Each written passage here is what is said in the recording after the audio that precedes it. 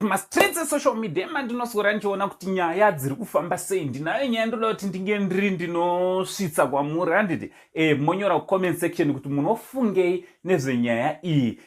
Nyaya inotaura rudo. Handiti nyaya inotaura zverudo. So listen, if you are new to this channel, I kindly ask you to subscribe, turn on your notification bell, so that every time we upload a video you will be notified. Nchiti zvirikudi kwese kwamuri vazukuru vasekuru Saint, ndichikutendai nesupport yamunopa pazvirongwa zvese zvatinoita pano paSaint TV. Aiwa, Mwari akuitire zvakanaka. Right, nyaya ndauya nayo vazukuru inyaya yababa Alec Macheso. Avo vakanga vachiridza kuchitungwiza paTanza Center. Handiti vari pakati pekuridza pekufadza vanhu baba Alec Macheso. Vari vachizikanwa zvakare nokunzi baba waShero. Aiwa, pana mbuya one of his big fans. Handiti one of his fans avo vakatravela all the way from Bocha kuya kuzoona baba Alec Macheso vachiita basa, vachiridza, vachifadza veruzhinji. Gogo wavo vanonzi Monica Saungweme, avo vanonzi vane 90 years dzekuberekwa. Handiti 90 years. Aiwa, gogo vane rudo navamacheso ava.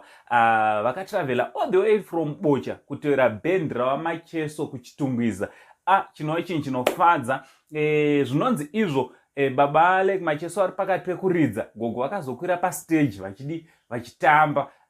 Chinova chinhu chakabata gogo, chakabata Alec Macheso akasvika iye paakamisa band akapfugama pamberi pestage achiratidza rudo uyezve kuappreciata gogo nezera ravo chokwadi kuti vachiri kungotsigira Alec Macheso. Aiwa, ndoti nyaya yatatiture zokuzivisa zokuri kuti munofungei nerudo rwagogo kuna Alec Macheso uye neguest yakaitwa naAlec Macheso yekumisa band kuti wakomana chimbomerai kuridza wobva wapfugama pamberi pagogo vachiappreciata support nerudo rwagogo kubva kuBocha kutera Alec Macheso kuTanza Center muguta rechitungwiza. What do you think vazukuru neukama hwakadai pakati pemafans nema-celebrities nema-artist?